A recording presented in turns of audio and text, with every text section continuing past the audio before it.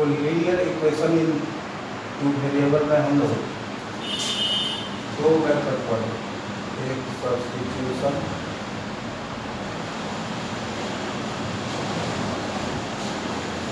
और दूसरा एलिमिनेशन। इसको हम लोग पढ़े हैं, आपको प्रॉब्लम भी कुछ बताया गया है। अभी हम लैंग्वेज प्रॉब्लम नहीं शुरू किए हैं, सारे मेथड्स जब हो जाते हैं तो लैंग्वेज प्रॉब्लम भी शुरू किया जाएगा और बहुत सारा टफ क्वेश्चंस इस पर बताया जाएगा और आप कर सकते हैं इसको। फिलहाल हम तीसरा मेथड ग्राफिकल मेथड के बारे में देखते हैं।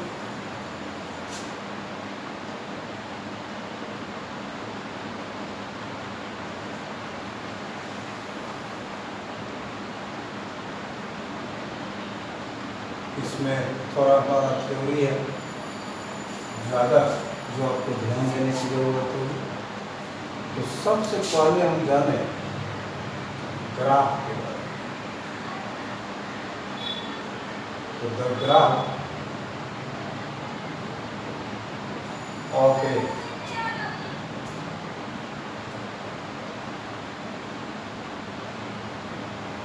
लीनियर इक्वेशन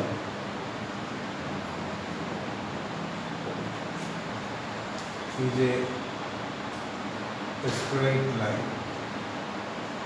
किसी भी लीनियर इक्वेशन का ग्राफ हमेशा ही हमारा एक स्ट्रेट लाइन है।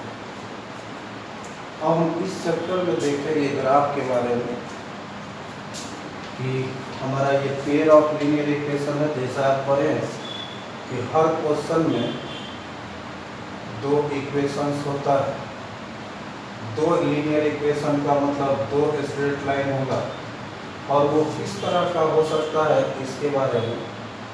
तो linear equation, pair of linear equation in two variable में जो ग्राफ हमारा होता है वो दो तरह का होता है। एक को हम लोग बोलते हैं कॉन्सिस्टेंट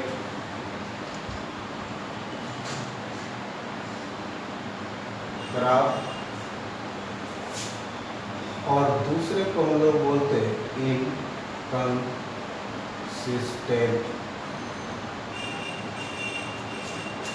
ग्राफ। फिर ये कॉन्सिस्टेंट ग्राफ कौन है, किसको हम कंसिस्टेंट बोलेंगे, और इनकंसिस्टेंट ग्राफ क्या है, इसको हम इनकंसिस्टेंट ग्राफ बोलेंगे। हम लोग इसके बारे में देखें। तो जैसा कि हम लीनियर इक्वेशन का फॉर्म देखे थे कि फॉर्म ऑफ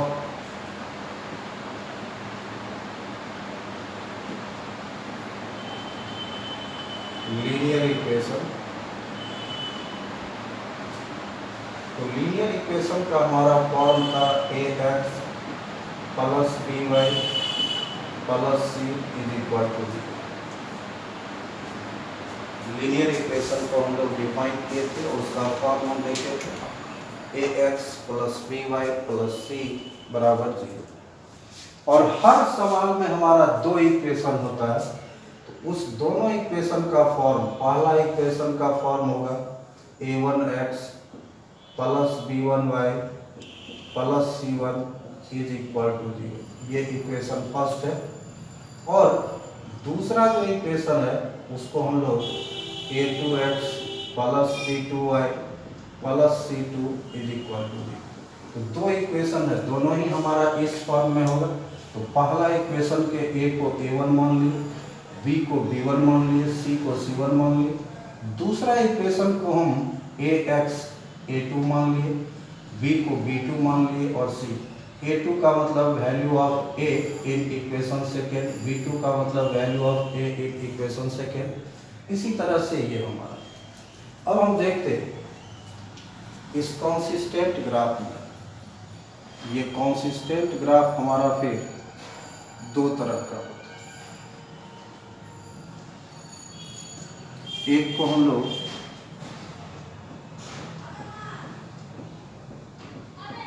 इंटरसेक्टिंग लाइंस बोलते।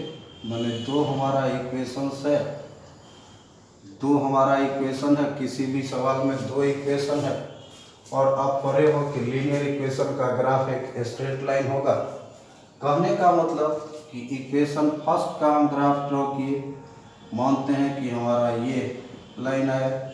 इक्वेशन सेकेंड का ग्राफ हम ड्रॉ किए, हम मानते हैं कि इसका ये ग्राफ आया और दोनों एक पॉइंट पर कट कर जाए तो ये इंटरसेक्टिंग लाइंस कहलाएगा। और इंटरसेक्टिंग लाइंस का मतलब ये ग्राफ जो हमारा होगा वो कंसिस्टेंट ग्राफ कहलाएगा।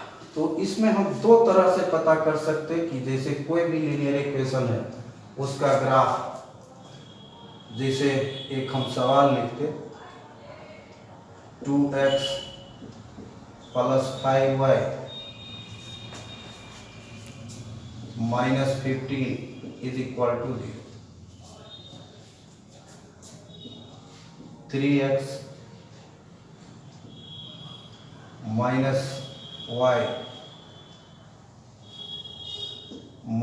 14 = 0। ये हमारा दो इक्वेशन है। तो इसका ग्राफ हमारा कंसिस्टेंट होगा या इनकंसिस्टेंट होगा, इसको हम दो तरह से पता कर सकते हैं। एक तरह के लिए सबसे पहले ये जाने कि कंसिस्टेंट ग्राफ कहेंगे जब इंटरसेक्टिंग लाइंस आएगा, तो हम ग्राफ ड्रॉ करके भी पता कर सकते हैं कि इसका इंटरसेक्टिंग लाइंस होगा, या बिना ग्राफ ड्रॉ किए हुए भी हम बता सकते हैं कि इसका ग्राफ इंटरसेक्टिंग लाइन होगा या क्या होगा। तो इसके लिए हमारा कंडीशन होता है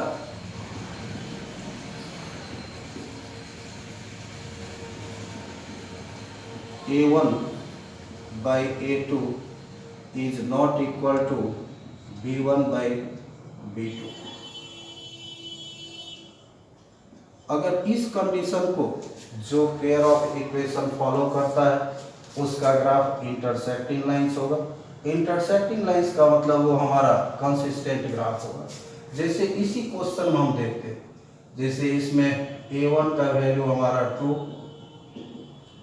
A1 का वैल्यू 2, B1 का वैल्यू 5, C1 का वैल्यू -15, A2 का वैल्यू 3,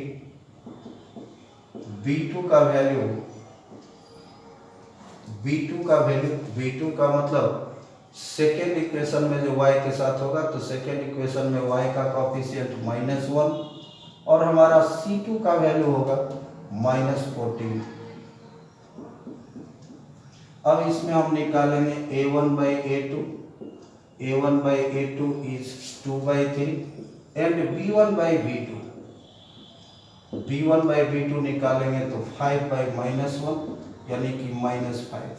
अब A1/A2 2/3 है, B1/B2 -5 है और ये दोनों हमारा इक्वल नहीं है। Since A1/A2 is not equal to B1/B2, so these equations have intersecting lines. The graph of these equations have intersecting lines, और चूंकि इंटरसेक्टिंग लाइंस होगा तो इसके ग्राफ को हम लोग कंसिस्टेंट बोलेंगे। और इस स्थिति में सॉल्यूशन की अगर हम बात करें, अगर हम सॉल्यूशन की बात करें तो ये यूनिक सॉल्यूशन होगा। तो ये यूनिक सॉल्यूशन होगा। यूनिक सॉल्यूशन का मतलब जैसे इस इक्वेशन, दोनों ही इक्वेशन का ग्राफ इंटरसेक्टिंग लाइंस होगा।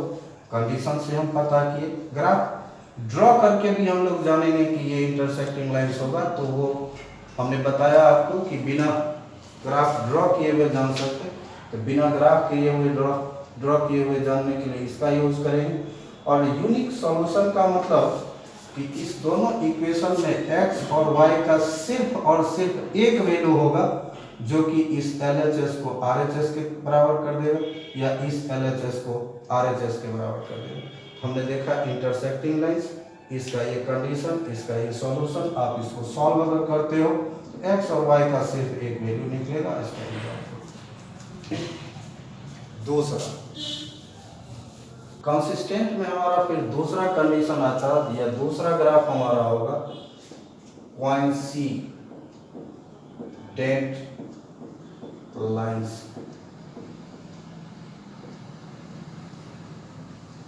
हम पढ़ रहे हैं कंसिस्टेंट ग्राफ। कंसिस्टेंट ग्राफ में दो बातें अगर आएगी तो हम बोलेंगे कंसिस्टेंट है, जिसमें एक बात हम पढ़े कि दोनों इक्वेशन का ग्राफ एक पॉइंट पर कट कर दे, और कोइंसिडेंट लाइंस भी होगा। कोइंसिडेंट का मतलब सपोज हम एक इक्वेशन का ग्राफ ड्रॉ किए और ये स्ट्रेट लाइन है, और दूसरे इक्वेशन का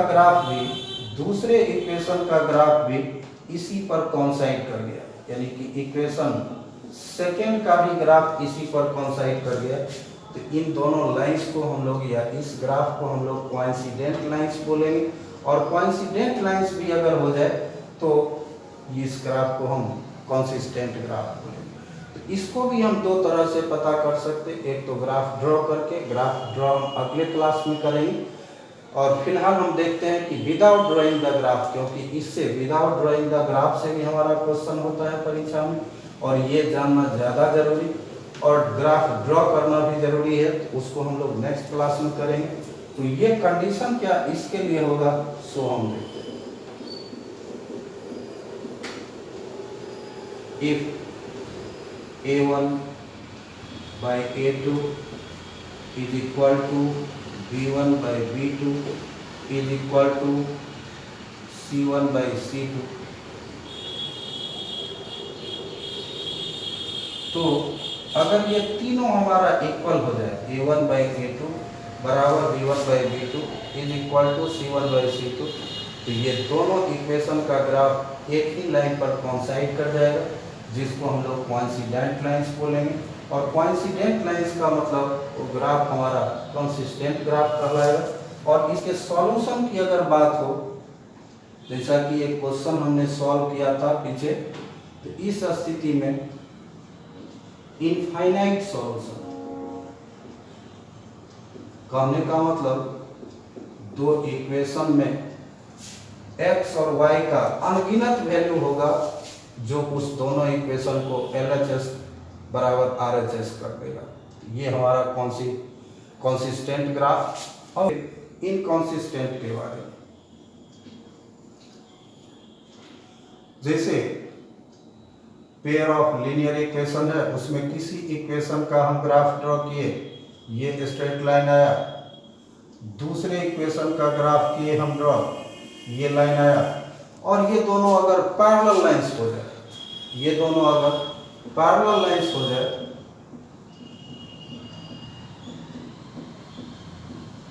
ये दोनों अगर पैरेलल लाइंस हो जाए, तो इसको हम इनकंसिस्टेंट ग्राफ बोलेंगे। और ये बिना ग्राफ ड्रॉ किए हुए अगर पता करना हो, इसका हमारा कंडीशन होगा A1 by A2 is equal to B1 by B2 is not equal to C1 by C2। और इस स्थिति में अगर सॉल्यूशन की बात हो, तो नो सॉल्यूशन, यानी कि x और y दोनों का कोई ऐसा वैल्यू नहीं हो सकता जो इस इक्वेशन के LHS को RHS के बराबर कर दे, या इस इक्वेशन के LHS को RHS के बराबर कर दे। दैट मीन्स कि नो सॉल्यूशन। तो ओवरऑल हमने पढ़ा लीनियर इक्वेशन का ग्राफ हमारा स्ट्रेट लाइन होता है, और हर सवाल में हमको दो लीनियर इक्वेशंस होते हैं, तो दो स्ट्रेट लाइन होगा, वो दोनों स्ट्रेट लाइन एक पॉइंट पर कट कर दे, कंसिस्टेंट ग्राफ, या वो दोनों इक्वेशन का स्ट्रेट लाइन अगर एक दूसरे को कोइंसाइड कर ले, कोइंसिडेंट लाइंस बोलेंगे, यानी कि कंसिस्टेंट ग्राफ। और ये स्थिति जब हो कि दोनों इक्वेशन का ग्राफ एक दूसरे के पैरेलल हो जाए, पैरेलल लाइंस हो जाए, तो इस ग्राफ को हम इनकंसिस्टेंट ग्राफ बोलेंगे। और बिना ग्राफ ड्रॉ किए हुए पता करने का ये कंडीशन, और इस सारे स्थिति में क्या सॉल्यूशन होगा सो आपको बताया गया। अब आप लोग को बनाने के लिए, प्रैक्टिस के लिए NCERT से आप एक्सरसाइज 3.2 बना सकते। उसमें कहता है कि without drawing the graph find which pair of equations have consistent graph और inconsistent graph। तो हम इस कंडीशन से उसको पता करेंगे और ग्राफ के बारे में हम अगले क्लास में कल परसों पढ़ेंगे। Thank you.